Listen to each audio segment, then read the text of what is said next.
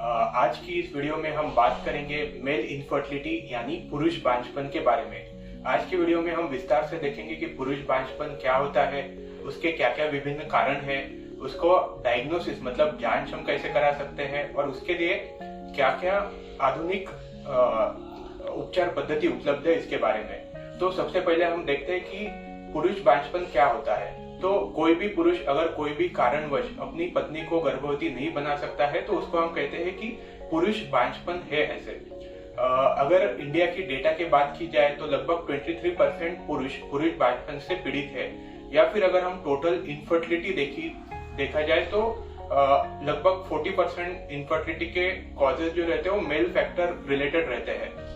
अभी हम देखते हैं कि इसका कारण क्या है पुरुष बांझपन के। तो आजकल जो हम देख रहे हैं कि पुरुषों में शुक्राणु का जो काउंट रहता है या फिर गतिशीलता रहती है वो प्रतिदिन कम होती जा रही है। इसका मुख्य कारण है अपना लाइफस्टाइल। जैसे कि आजकल के पुरुषों में काम का तनाव ज्यादा है, या फिर पोल्यूशन आजकल ज्यादा है, या फिर जो कुछ हैबिट है जैसे कि स्मोकिंग हो गया, या फिर अल्कोहल ड्रिंकिंग, या फिर टोबैको च्यूइंग, ऐसे कारणों से भी शुक्राणु पे बहुत बैड इफेक्ट पड़ता है और उसके कारण भी पुरुष बांझपन आ सकता है। दूसरी चीजें है जैसे कि आजकल लैपटॉप का यूज ज्यादा होता है, और अगर हम लैपटॉप ज्यादा टाइम तक गोदी में रखते हैं तो उसके कारण भी टेस्टिस का टेम्परेचर बढ़ता है और उससे भी बांझपन आ सकता है। दूसरे कारण को देखा जाए तो मेन कारण और एक रहता है इन्फेक्शन। जैसे बचपन में कुछ बैक्टीरियल इन्फेक्शन या वायरल या फिर मम्स जैसा इन्फेक्शन हुआ तो उसके कारण भी बांझपन आ सकता है। तीसरा कारण देखा जाए तो मोस्टली उसमें रहता है कि कुछ सर्जरी हुई हो या फिर बचपन में टेस्टिस को कुछ चोट लगी हो तो उसके कारण भी बांझपन आ सकता है। चौथा कारण अगर हम देखें तो टेस्टिकुलर कैंसर या फिर कोई कैंसर का ट्रीटमेंट लिया हो तो उसके कारण भी स्पर्म पे इफेक्ट पड़ता है और बांझपन आ सकता है। अभी हम देखते हैं कि हम क्या क्या डायग्नोसिस के लिए क्या क्या जांच हमें करनी चाहिए पुरुष बांझपन के लिए। तो उसमें सबसे पहले आता है बेसिक टेस्ट जो है सीमेन एनालिसिस मतलब वीर्य परीक्षण, जिससे हमको पता चलता है कि सीमेन में मतलब वीर्य में शुक्राणु की काउंट कितना है, या फिर गतिशीलता क्या है कितनी है, या फिर उसका जो मॉर्फोलॉजी है वो मतलब कुछ उसमें स्ट्रक्चर में कुछ डिफेक्ट तो नहीं है वो पता चलता है। दूसरा इंपॉर्टेंट टेस्ट रहता है अल्ट्रासोनोग्राफी, उससे हम पता लगवा सकते हैं कि कहाँ पे ब्लॉकेज वगैरह तो नहीं है। तीसरा इंपॉर्टेंट टेस्ट रहता है कुछ हार्मोनल टेस्ट, जैसे कि हार्मोनल इम्बैलेंस के कारण भी बांझपन आ सकता है।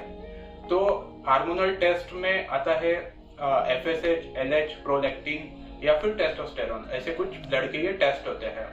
चौथा आप DNA फ्रेगमेंटेशन टेस्ट करा सकते हो, जिससे हमें पता चलता है कि अगर स्पर्म में कुछ जेनेटिक डिफेक्ट है तो वो हम उसे डिटेक्ट कर सकते हैं। तो ये तो हो गया कि डायग्नोसिस के लिए। अभी हम देखते हैं कि इसके लिए क्या क्या ट्रीटमेंट ऑप्शंस अपने पास अवेलेबल है।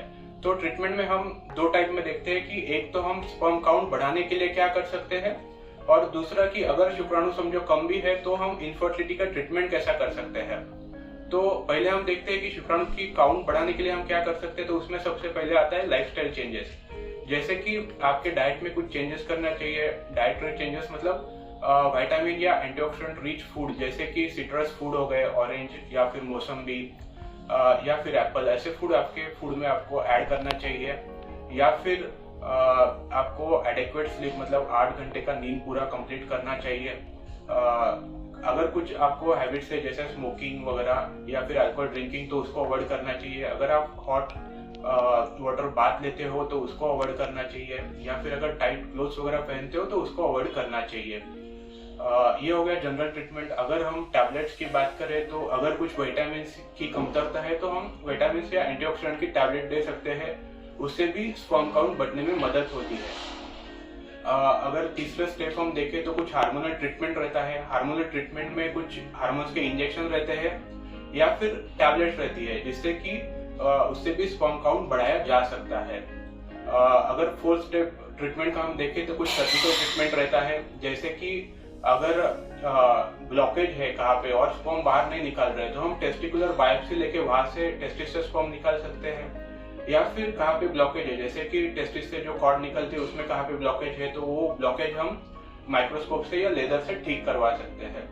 तो ये तो हो गया कि काउंट के लिए हम क्या कर सकते हैं। अभी हम देखते हैं कि अगर काउंट कम भी है तो भी हम इनफर्टिलिटी का ट्रीटमेंट कैसे कर सकते हैं। तो उसमें सबसे पहले आता है आईयूआई मतलब इंट्रा यूट्राइन इंसेमिनेशन। वो ऐसे लोगों में फायदेमंद होता है जिनमें काउंट बॉर्डर लाइन है, मतलब काउंट 10 to 15 मिलियन के बीच में है। तो ऐसे लोगों में हम क्या करते हैं कि जो पुरुष के शुक्राणु रहते हैं उसको लैब में वॉश करके उनको थोड़ा एक्टिवेट किया जाता है, और जो अच्छे मोटाइल शुक्राणु है वो एक पतले नली के द्वारा स्त्री के गर्भाशय में डाले जाते हैं। उससे क्या होता है कि स्पर्म एक के थोड़ा पास चला जाता है और जो नेचुरल फर्टिलाइजेशन के चांसेस है वो बढ़ जाते हैं। दूसरा इसमें ट्रीटमेंट ऑप्शन रहता है आईवीएफ मतलब टेस्ट ट्यूब बेबी का। वो उन पुरुषों में कारगर साबित होता है जिनमें काउंट और भी कम होता है, मतलब 5 to 10 मिलियन के बीच में होता है। तो ऐसे लोगों में हम क्या करते हैं कि स्त्री को कुछ इंजेक्शन देते हैं और उनके एग प्रिपेयर करके एक प्रोसीजर द्वारा वो एग्स बाहर निकाल लेते हैं, और फिर बाहर लैब में एक और शुक्राणु का मिलन एक लैब में करके भ्रूण तैयार करते हैं। अगर इसमें ही एक कुछ एडवांस टेक्निक इक्सी होती है जिनमें काउंट 5 मिलियन से भी कम है, ऐसे पेशेंट में हम इक्सी मतलब इंट्रासाइटोप्लाज्मिक स्पर्म इंजेक्शन के द्वारा उसमें एक सिंगल स्पर्म में सिंगल एग में एक सिंगल स्पर्म इंजेक्ट किया जाता है, और फिर उसका लैब में भ्रूण बना के वो भ्रूण 5वें दिन तक बड़ा करके फिर वो भ्रूण को एक छोटी नली द्वारा स्त्री के गर्भाशय में डाल के भी बच्चा हम या फिर प्रेगनेंसी हम कर सकते हैं। तो ऐसे विभिन्न आधुनिक उपचार पद्धति पुरुष बांझपन के लिए अवेलेबल है। अगर आप भी पुरुष बांझपन से पीड़ित है तो डरिए नहीं, आप किसी अच्छे इनफर्टिलिटी सेंटर में जाके आपका इलाज करवा सकते हैं और आपको भी संतान सुख प्राप्त हो सकता है। Thank you.